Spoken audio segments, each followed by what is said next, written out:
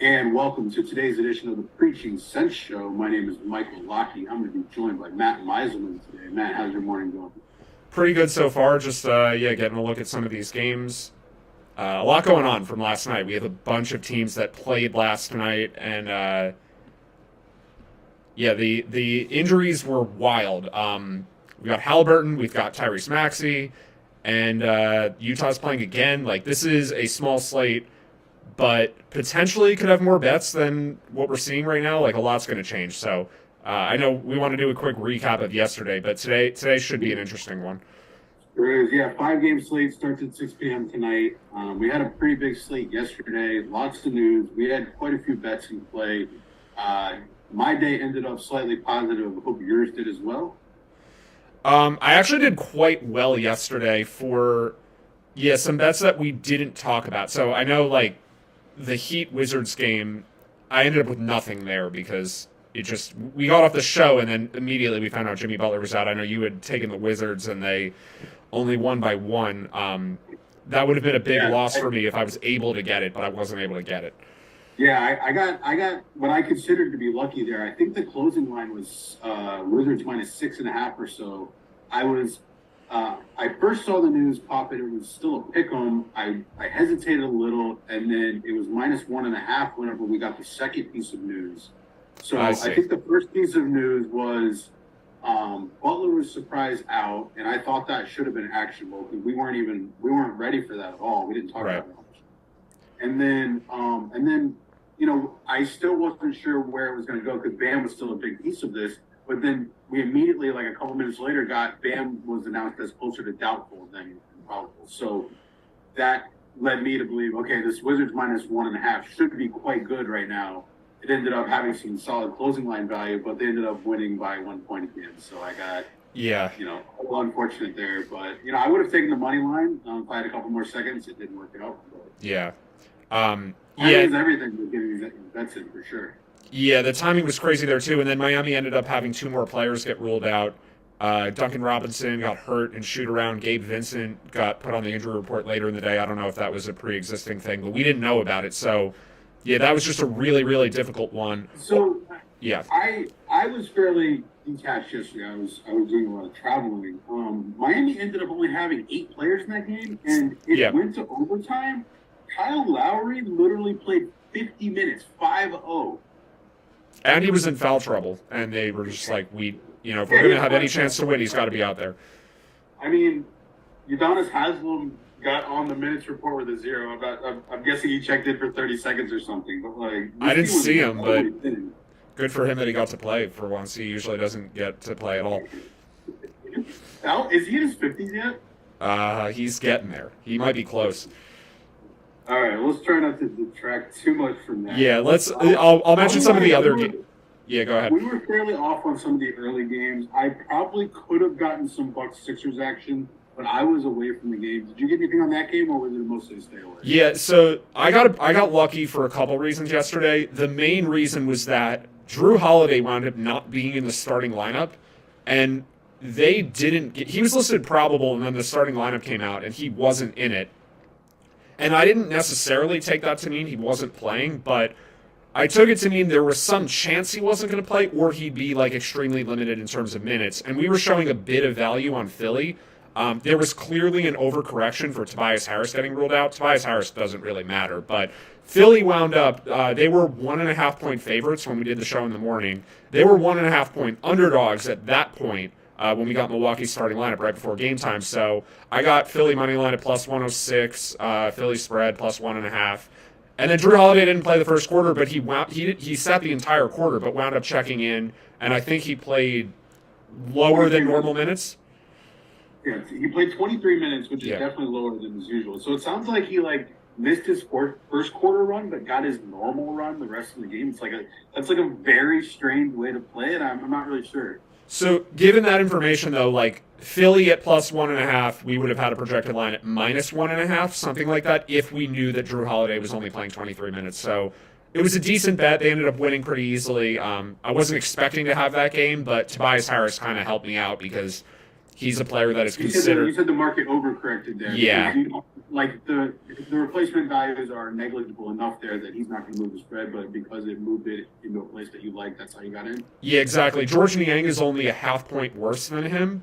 He actually played really well, but the line moved 2 points for that when it should have only moved a half. And we already had, fringe value on Philly anyway, so it ended up being pretty good. I'm going to bring up something we've talked about a couple times recently. So do you think that there's something in the compounding effects of Harris being out as well as Harden? Now, Maxi's a new piece to this puzzle. That's what happened during the game, but I maybe as a couple extra guys, Harris is worth a little more when Harden's out, I think. But that may not apply to yesterday. That's just more of a recap of something we considered. I think it applies to today because once you take Maxi out, then I think you care about Harris. Before the game, there was enough there in terms of normal rotation players. I wasn't concerned about that because Matisse Thybulle is actually better than Tobias Harris. George Niang is marginally worse. Daniel House is worse, but he's not that much worse. And then Shake Milton is kind of the same category. There are enough slightly below average players in that rotation that I don't care so much about Harris. But now, with Maxi not playing, you probably, and especially because Harris didn't play last night, so he's quote unquote rested, he's the guy who should have his legs under him. I think we care more about Harris for today than we did yesterday. I still only have him there listed for half a point. But the other reason, I just remember this again too. D'Anthony Melton after the game, they said he is hopeful to play today. Melton is a guy who's dealt with a lot of injuries over the last couple of years, and it's a back-to-back for him. So Philly is really thin in the backcourt, and if they don't have Melton, Harris could be someone who they need to do a lot of ball handling and scoring. It's a back-to-back for Embiid, too. So if Melton and Harris both line up out, we've got a projected line here of Philly minus 0.7. The market seems to, already be ready for this, though, because the Wolves are favored. We can continue with the recap in a second, but I actually... What is the spread right now? Minnesota's -2. I got Minnesota at +2 when Maxi went down last night. During that game, there was a lineup for Minnesota. I didn't know Melton might not play, but I knew Harris would be questionable again just because he didn't play yesterday. And as soon as Maxi got hurt, it's now they're really, really thin. If Melton and Harris are in, I'm definitely going to want a little nibble on Philly +2. If they are in, right? Yeah, both are in. I'm probably going to want a piece there, but otherwise, this is going to stay with me. Yeah, and I think, especially because I already have the Wolves at +2, that will be a middle or a hedge for me if those guys play. I'm getting out of the prior bet that I had and rebetting Philly, and maybe you play for a team to win by 1 or 2, but it could just be I bet just to cash out or hedge or whatever. Because nothing here looks especially appealing if Harris and Melton are out at this point because it's already accounted for. But if they're in, Philly looks kind of decent.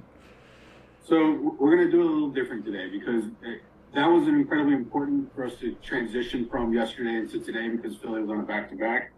There were a couple more games I wanted to get into yesterday, but on this particular Minnesota-Philly, is there anything else you wanted to touch on for today? Well, I'm looking at this now. I have the odds over here on a different screen. Minnesota's now up to -3 and even 3.5 at a couple sites. We have not gotten news yet, but I know that we talked about Embiid before the show, and Mike G said, he looked good. And I watched a decent amount of the game, I agree, but it's Joel Embiid, and he always seems to have some sort of questionable tag or uncertainty or whatever. Maybe it's only a 10% shot he sits tonight, but we have to worry about that. We can't ignore the fact that Joel Embiid's also on the back. I think that's super, super clear, and I agree with that point completely. Obviously, if he's out, we will be getting on the other side as quick as possible. But to the larger point, if he gets eventually ruled in or he's definitely playing and these lines still sit at 3.5 and these other guys are in, I will definitely be getting him for here. Yeah, I think that's right. And also I think once we officially get Tyrese Maxey ruled out, there's going to be a bit of a market reaction to that. We already know he's out. He was in a walking boot last night, but sometimes, the news gets confirmed and the line just keeps reacting. Yep. So that could happen too. Yeah, if Philly, with everyone besides Maxey or Harden, if they have their full team besides those two guys, and they're 3.5 or 4 point underdogs, that looks really, really appealing. I couldn't agree more. Sounds good. So let's move on to a game that Mike G and I talked a decent amount, talked to each other about last night. The Thunder and the Grizz. I believe the line stayed at 6.5 for most of the day. Did you see any movements? How heavy did you end up on the Grizz here? Yeah, that ended up being a 2-unit bet. So what we had talked about was Memphis was -6, and I thought it was worth betting some now and then waiting to see how the line adjusted. And we actually got a couple sites dropped to 5.5 for like a minute or two. So I was able to get some more in there. And then it got up to 6.5. And so by that point, I'd added a little more at 5.5, a little more at 6. And then the game hovered around that spread for like the whole time. Ja Morant got hurt. It was kind of ironic because of what we talked about yesterday, how the Grizzlies need Morant more this year than they did last year. Morant got hurt. They had a 6-point lead. And then as soon as he went out of the game, they went on a 7-0 run. So they got up to like 11 or 13. They won by, I think it was 9 was the final tally. So, yeah, that game was good. Well played there. Neither of those teams play today, so that's helpful. Another favorite topic of ours, the Suns and the Jazz. Oh, yes. That was game of the year last night. I got on Jazz Plus 2 early in the day. Like I said, I was mostly unavailable yesterday. I wasn't able to react to the Chris Paul news. So did the line end up moving some more? Did you get an extra unit in there? How'd you end up doing that? So 2 points there. Chris Paul, in terms of like us predicting who was or was not going to play, that was like the only one we got right. It was a very tough day for us in terms of guessing who would be on the court. LeBron, we'll get to in a second. Real quick. Yeah. And listen, obviously, we're doing a lot of guessing on this show, but the main takeaway that I want people to get is that we're just discussing a lot of if-thens and then a lot of hypotheticals, right? So hopefully, if you're trying to follow some of our advice, you're going to know that we're conditionally planning this stuff and we're trying to have backup plans for when that doesn't work out. Yeah, I mean, for sure. I'm kind of like, I don't know. I just want to give that caveat of, because I'm sort of boasting about results here. Like yesterday, the results went great. The process was good in some ways, but not as always a yellow brick road, that's for sure.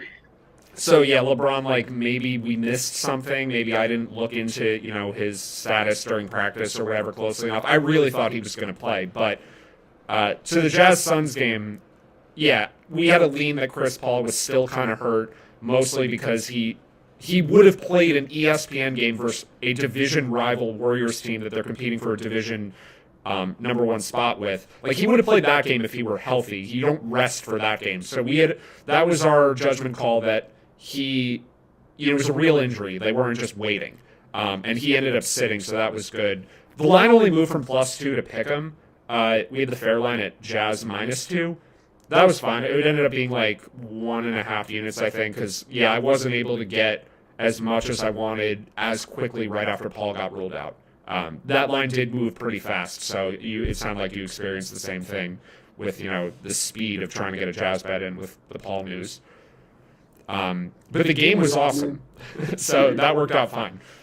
We'll probably we have in our minds we want to talk about comeback player of the year market here on this show today.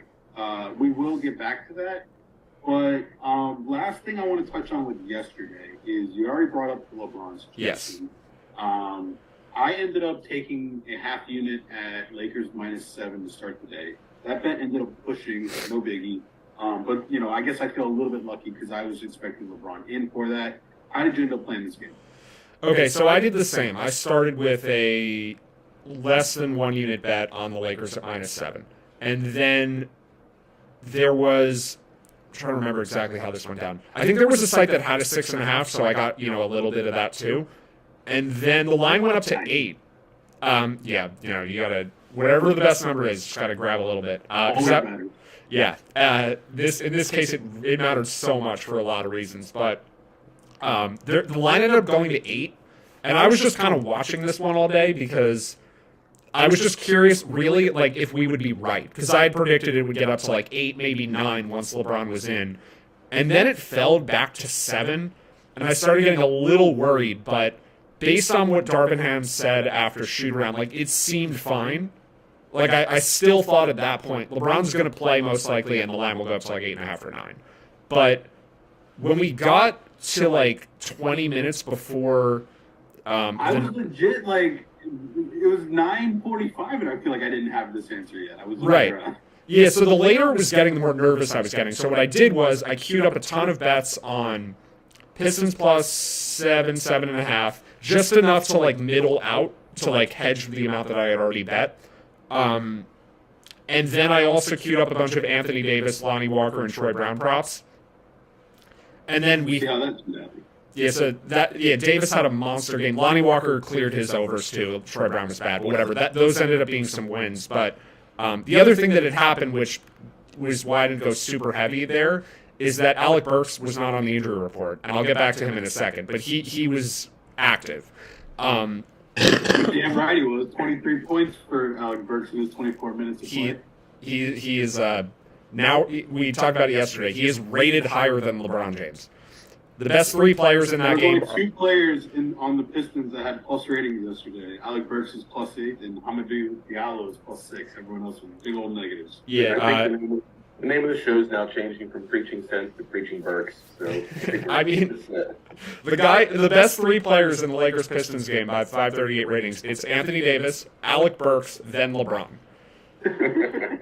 Like, we're just using the numbers. That's what they say. Hey. Don't shoot the messenger, all right? Yeah, right? So, when LeBron finally got ruled out, I got all my Lakers props in.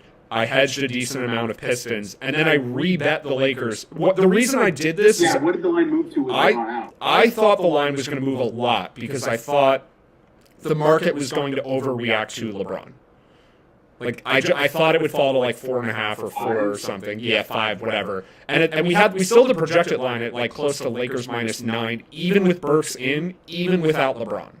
Because the Lakers were just so undervalued for this game because the Pistons are awful and they were on a back-to-back. And the other thing we didn't talk about yesterday, the Lakers had like 4 days off before this game, which is massive for someone like Anthony Davis.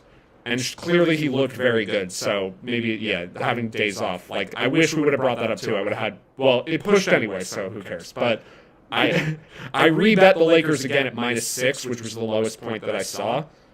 And that extra point wound up being quite obviously huge. When the 7 pushes and you got 7.5 on the other side and 6.5 on the other side, Yeah, right. So you described that right. So I had a bit of Pistons plus 7.5. A bit of Lakers -7. The 7 pushed and the 7.5 won.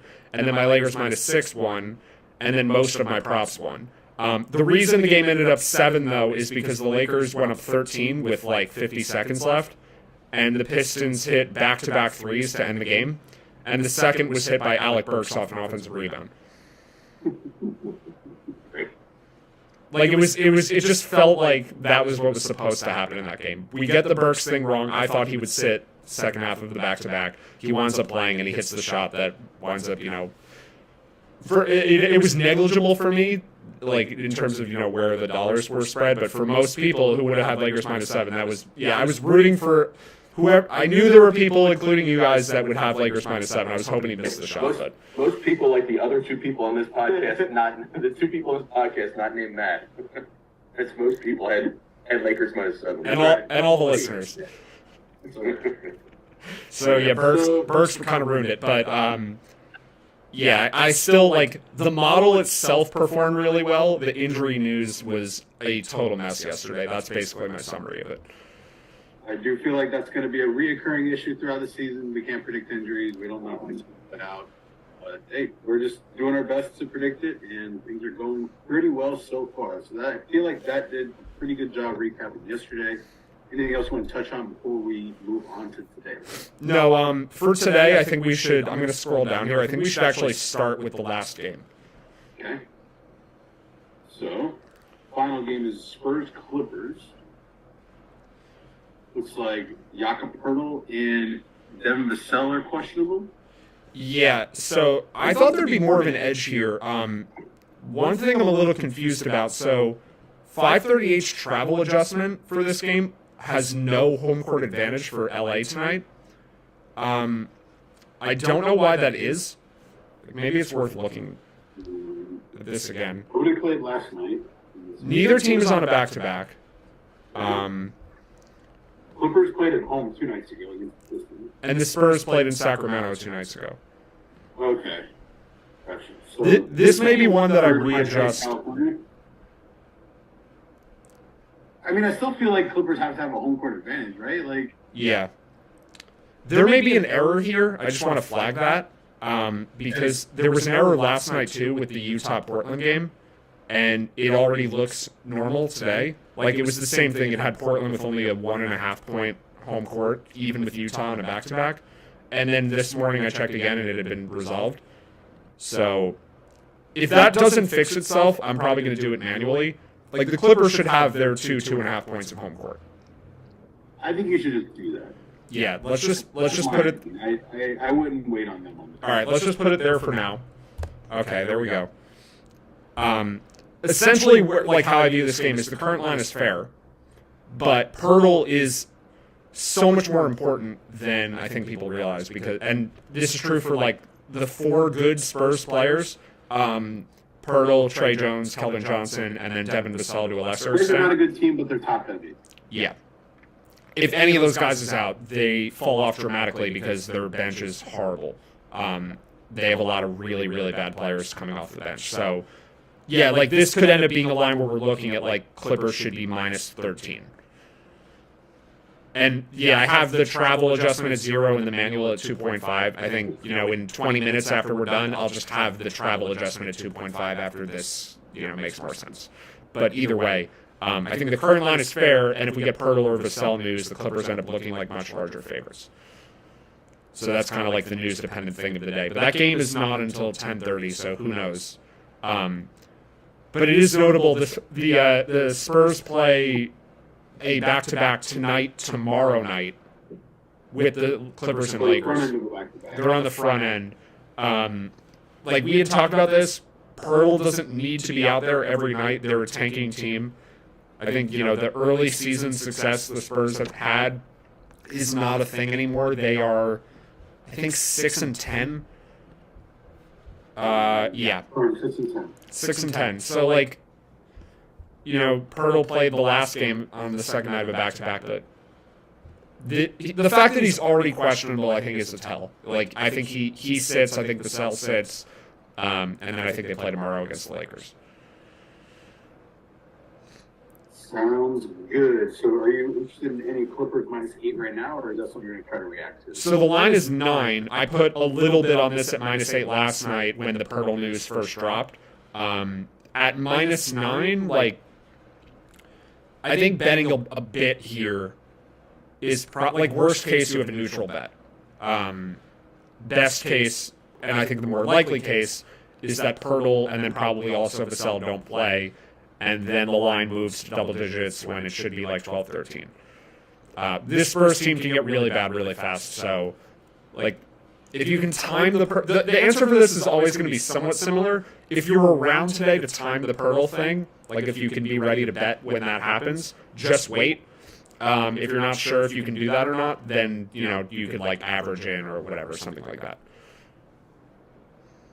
Sounds good. So likely going to be some action in the late game. Anything? I know the Magic and the Pacers are both on a back-to-back. We did get Tyrese Haliburton injury last night. We are expecting him out. Our current numbers have him in. We think that's going to end up being inaccurate. And it looks like if Haliburton's out, the line looks pretty fair to me. So is this going to be a play? This is the highest chance of random stuff to happen, in my opinion, right? So, like, yes, maybe Wendell Carter gets the night off unexpectedly, right? This game is likely a pretty high variance spot. So, anything come to mind for how you want to play this, or what you're projecting or expecting? So, projection-wise, I'm shocked. I'd be shocked if Tyrese Haliburton plays. He actually tweeted after. So the injury looked really bad to his ankle, but he tweeted after the game that he was going to be fine. But for him to play the next day just doesn't seem to make any sense. So if he does play, this winds up looking really good for Indiana. But I think that's very, very unlikely. So, like you said, we have Miles Turner, who is a potential trade candidate, also a guy who's had some injury problems recently. Wendell Carter, is not really like that, but he has been on the injury report and recently missed a game. I think he sat the Minnesota game. So that could be someone that they don't want to play the second night of a back-to-back just, because he's not 100% right now. Wendell Carter is worth a couple points. Miles Turner is worth a couple points. Probably not much beyond that, right? Yeah, like, other players could be out, but none of them are good. Right. That's the problem here. So, with only Halliburton on the injury report, maybe we check some props here and see, because I think player props could get interesting. I'm guessing we will have the Orlando guys listed at some point. There's nothing today. Go over it. I'm on most improved player there. We'll come back there in a second. Caesars, FanDuel, no player props. Maybe at some point today we'll get them. But for now, yeah, like there's not much to do here.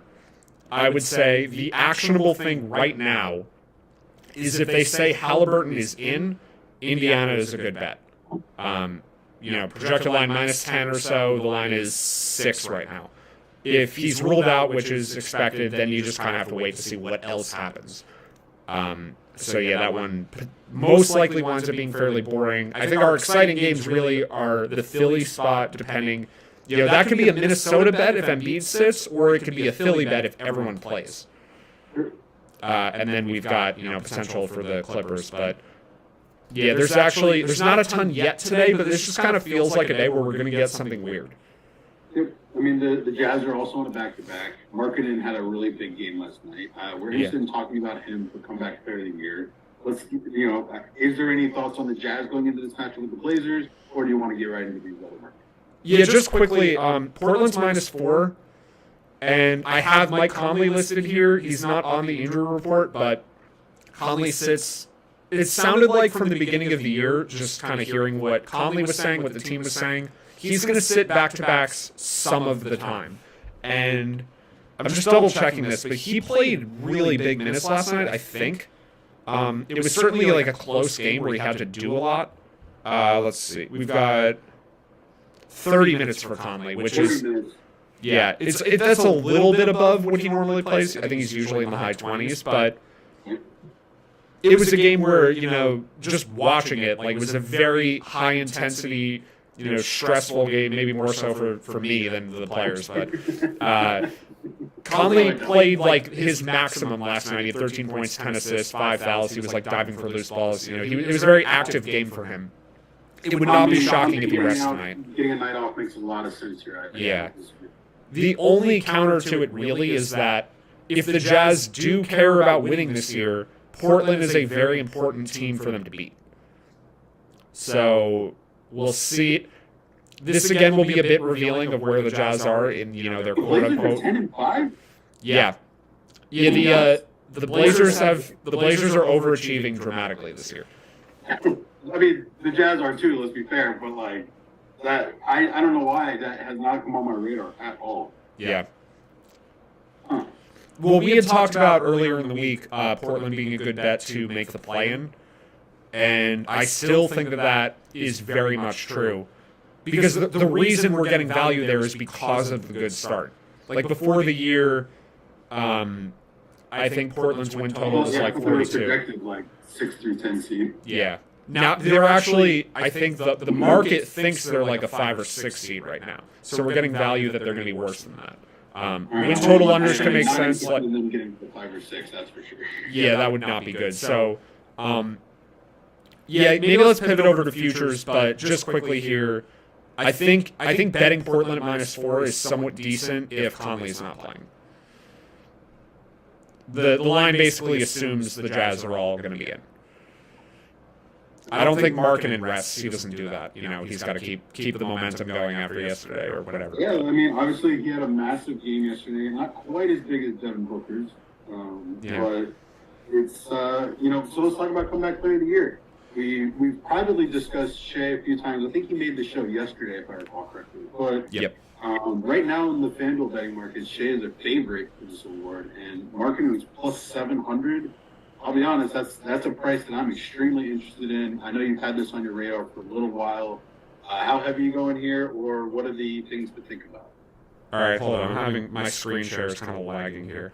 I want to check DraftKings too, because this line got pulled at a bunch of books last night when Several injuries happened in this market, right? yeah. Let's see if they have it. Most improved player. Yeah, here we go. They have it higher. Okay. And 50 on DraftKings. So last night, Tyrese Halliburton got hurt, and Maxey got hurt. Halliburton sounds short term. What's that? What were you guys saying? Wait, I didn't hear. What was the last thing you just said after short term? Oh, Halliburton sounds short term. Maxey's could be longer. Maxey's injury. Bane is already hurt. And then also last night, SGA went 6 for 18 from the field with 15 points. Lauri Markkanen went like 15 for 18 from the field for 38 points. So we had seen, what we talked about yesterday was SGA is the deserving favorite here, but the market has probably gotten to like an efficient point or maybe an overvalued point on him. Now, though, with the new information, I think SGA probably is north of 50%, like just barely, still. But I think Markkanen might be 25, 30%, with everyone else really taking a step back. Because Bane's odds, I don't think, have fallen enough or gone backwards enough with him being hurt. I know he's only out a couple weeks, but I still think that's like relatively significant. Halliburton is probably the number 3, but with Maxey getting hurt, like he should not be 9-1 right now. I know he played great yesterday, but like he could be out 2, 3, 4 weeks, right? Like he's in a walking boot, possible high ankle sprain. Yeah, if that's a high ankle sprain, like he's done for this award, I think. Like he could be out a month or so with that. Mike G pointed out something quietly that I need to run by you to make sure that I'm on the right page here. So please explain to me the difference between most improved and comeback player. There's no more comeback player of the year in the NBA. That doesn't exist. Okay. We don't have to care about that. That award. I think I had said comeback earlier in the show, or I had mentioned that. But I was trying to say this most improved, so I actually didn't know there was even a difference there. So I apologize. There's there's like those get blended together because the comeback award doesn't exist, and then in football they have the comeback player. Obviously, there's no 6-man in football, but yeah, like there's I don't know different. Baseball doesn't have comeback player, but yeah, I don't really. I feel like because there's no comeback player in basketball, that like goes into some of the calculation of how most improved is determined. There's also kind of an overlap in what those two things mean. So yeah, that's why I was getting them mixed up a little bit. So, but if it were comeback player of the year, you know, you care a lot more about Zion Williamson. But for most improved, like he's not really in play for that. Oh, so that was the conversation I was trying to have yesterday with Morant and SGA. I think is that I thought that they shouldn't qualify for most improved because they were at a certain point already, kind of like what you're trying to say with Zion. But I do understand it's a little different. Yeah. Right. Well, if you look at the recent winners too, like John Morant won last year, Julius Randle won, Brandon Ingram won, Giannis has won this award. Like maybe there wasn't always this precedent, but it seems like going from good to great is rewarded more than anything else. Lauri Markkanen, though, maybe elevating from decent to great. Like his jump. Maybe going 2 steps up. Yeah. Where SGA clearly has gone from very good to like, I mean, some people would put him in the MVP conversation right now. And maybe if you just ended the season now, you know, he's like the 6th most deserving MVP. But by the end of the year, there's no way. I can't imagine either. Yeah, like I think the shine will kind of wear off for SGA at some point. Like there's just no way he can sustain what he's doing. Markkanen hasn't even shot the 3 that well this year.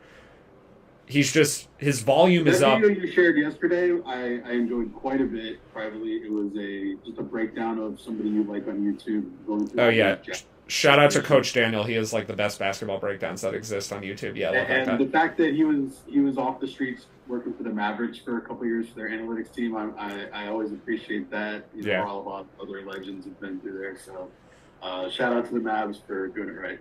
Yeah. I hope they ended on good terms. Whatever it was that has him back on YouTube doing videos again. But I'm happy he's breaking down the Jazz. So yeah, Markkanen for most improved, I think looks good here. I don't think he's the favorite, but I just think 750. It's a value price, right? Yeah. If he's 30%, then the price should be way lower than plus 750. We know we're going to lose this, 65% of the time, Yeah. but we're gonna profit. Right. I think SGA should be like minus 110, and I think Markkanen should be like 3-1. And Maxey should be like kind of off the board right now. The other thing that is really relevant for futures, to go back to the Blazers and stay with the Jazz, is tonight's game will be pretty impactful for if Utah can be above the play-in and if Portland can stay in that. Like, these could be teams that are battling it out for the 6 or 7 spots, and they're playing against each other. And then I'm also... It's a zero-sum game, right? We believe Yeah. these guys, there's only so many playoff spots, there's only so many play-in spots, and we think both of these teams are... Look, the Jazz are overperforming, no matter how much we love them. So where do these guys actually end up at when it's all said and done? I agree, because there's a zero-sum element here. There is a winner and there is a loser, somebody has to fall. Yeah, and there's only 6 spots at the top, there's only 4 in the play-in. These teams are in the same division, they're going to play each other a bunch. But right now, like, Utah's minus 105 for the play-in, which I think is wrong because I think that they are, I don't know, maybe this line makes sense. I think the market has it backwards, though. Like, the market thinks that the reason Utah is 50-50 to make the play-in is because there's a chance of them falling below. I think they're 50-50, but on the north side. Right. Yeah, so that means that Utah to make the playoffs right now actually looks quite good. I'll just bounce over there for a second. I don't know if we're going to have these lines. I'm on DraftKings now because I think there wasn't really a Jazz playoff line available anywhere else last night. But Utah is something like plus 150 to make the playoffs right now. If they win tonight, that looks quite good. Yeah, if they win tonight and go to 12-6, And especially beating a team that, is a competitor for one of those spots. So the bets I would make tonight if Utah wins would be Utah to make the playoffs, not the play-in, but just to get into the playoffs outright, and then Portland to make the play-in. Because losing tonight to Utah would really hurt the Blazers' chances of getting north of the 7 seed up to 6, 5, or 4. I think like those are the two things that look by far the strongest. But then with Sacramento emerging, I don't think we can rule out that one of these teams falls to number 11. Like, if we had talked 2 weeks ago, I'd have been like, okay, we know the top 10 in the Western Conference because the bottom 5 are Houston, OKC, San Antonio, the Lakers, and the Kings. Like, 2 weeks ago, I would have said those 5 are not making the playoffs. Now, though, 4 of them, that's still true. But Sacramento is on a huge winning streak. Yeah, so I think like now there's a bit of a battle there where, Minnesota, Portland, hopefully not Utah, but like one of those teams in that area could get passed by the Kings. So I think like Portland plus 200 to miss the playoffs, especially if they lose tonight, is also live. I think like that is something to pay attention to. So of all the games today, I think this Utah-Portland game has like playoff stuff. Very, very impactful there. I don't really think, I'm just going to go back to the games, I don't think there's another game like that tonight. But I'm really interested in the Utah-Portland result for playoff and play-in bets. And Toronto-Atlanta probably has some Eastern Conference implications, but Toronto was a little appealing early in the season. I'm not crazy about them right now. Yeah, I think... Well, with the Jimmy Butler update, Atlanta for the division, which is only like minus 130, they just lost to Washington last night. The Hawks could start to gain some ground. I think it's early for that, but a win tonight would help. I think both Atlanta and Toronto, though, wind up in the top 6. Like, those aren't play-in bets that I want to make right now. So it'll be important for seeding near the top of the conference, for sure, but I think that those teams can both avoid the play-in. Quick trivia question. Where does the Sacramento offense in the ratings right now? Oh, are they number one? They're up to number one, right? They're number 2, just behind the Celtics. Okay. They're ahead of Utah now. What's that? They're ahead of the Jazz. Yeah, they're number 2 in overall offense. They are number 1 in half-court offense, which is really weird. Not weird, but that's the probably most telling stat for them because when they run, they're really good because Fox is so fast. But even in the half-court, they're good because they're using Sabonis. I got a lot of these stats, honestly, to be fair, from Low Post podcast. Matt Barnes was on, and they were talking with Sacramento.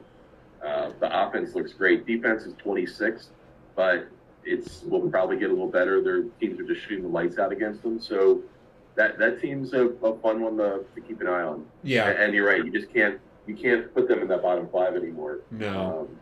And I think the risk of one of those teams we were talking about before fall, like Portland, could Portland fall out of the top 10? It wouldn't be crazy. It wouldn't shock me. Yeah.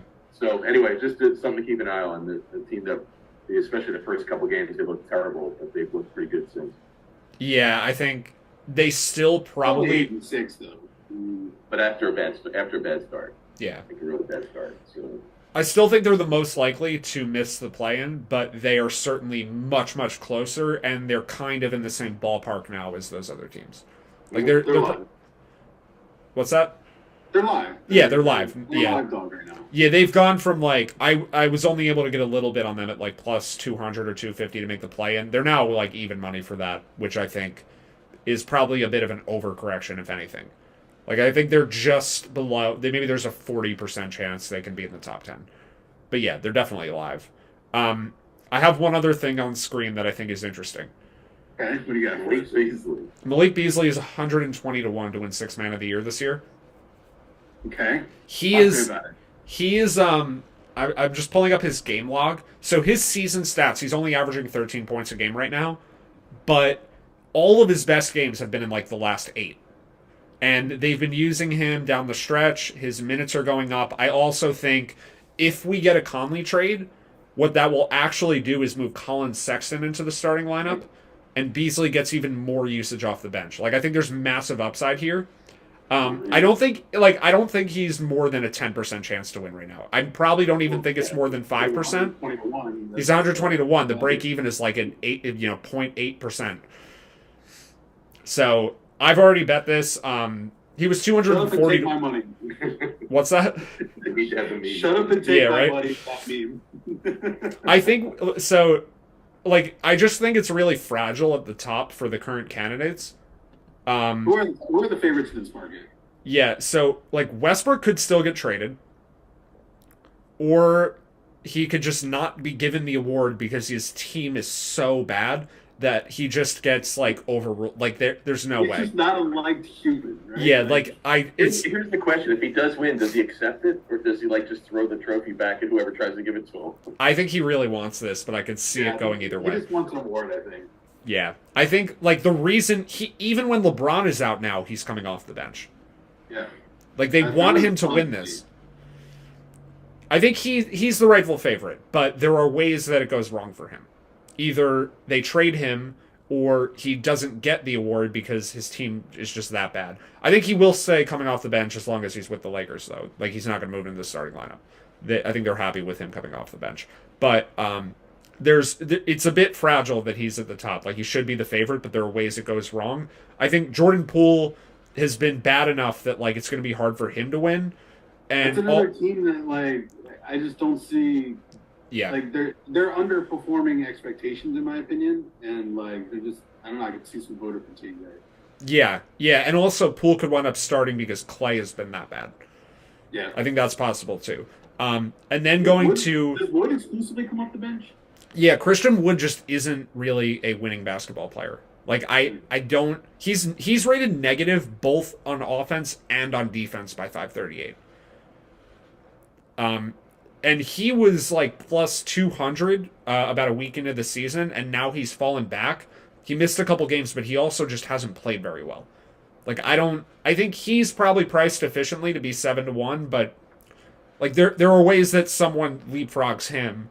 And that's just to name it a couple of more guys and like why there's a case against them. Matherin, I think, wind up starting pretty soon. You know, Halliburton's out. He may start today. Yeah. And then if they trade Buddy Hield, that could move him into the starting lineup. On your screen, we can only see Christian Wood. Oh, yeah. Benedict Matherin's in 4th. I agree. He's gonna be starting. Right? Yeah, like they're Brogdon hasn't had his season-ending injury yet, so that's coming. No. I'm not rooting for that. My Celtics, although he doesn't really matter, honestly. The team doesn't need him.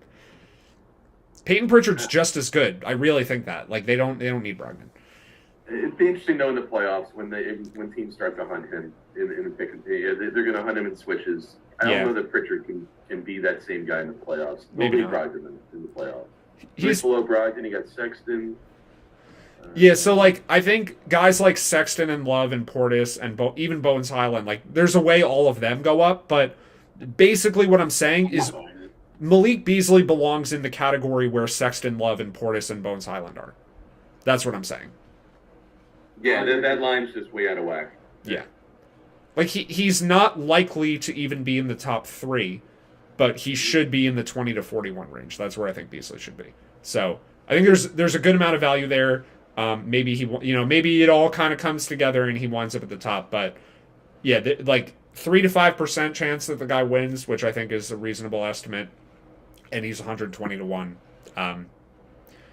He made 7 threes last night. Like I think it wasn't a national TV game against Phoenix, but it was a game that I think is getting a lot of publicity just for how exciting it was. Like I've now made a habit of watching a bit of SportsCenter, which I used to not do. And the only reason that stuff really matters. It does. Well, the reason I'm watching it is I want to hear what like the basketball pundits say about the awards. Bias. Yeah, Bias. I want to hear like, do they actually think Steph Curry should be MVP, or is the team being bad too much of a detriment? It actually sounds like they're knocking him too much, just based on like overall vibe, which is a very ambiguous thing, but. I don't think Curry is being treated or, talked about like an MVP this year because the team has 6 wins or 7 wins. So that kind of stuff, like, yeah, sometimes you actually have to watch the media who, they make bad arguments, but their arguments are relevant for voting. We are counter trading the public for the most part, and part of that means you got to know the enemy. So Absolutely agree with all of that. Another awesome show, Matt. Much appreciated for your time. Anything else you want to touch on before we wrap it up here? I think we got to all the topics we wanted to get to. Good recap, good preview of the day. We got some futures. I know we're not doing a show tomorrow or Monday, but we'll be back middle of next week with, mixing up the crew a bit. Mike, enjoy your vacation. Unavailable. I might try to watch. Actually, that's what I would like. I would like to be able to participate. Can you bet from where you're going to be? We're gonna find out. Okay. That's always fun. Go to a new place and find out what the. I'm gonna land on like random islands and see what kind of action I can find. Yeah, that'll be a fun process. All right, good stuff, guys. Thanks again for your time. This has been Preaching Sense. My name is Mike. I'm here with the other Mike and Matt. Thanks for tuning in. Peace out.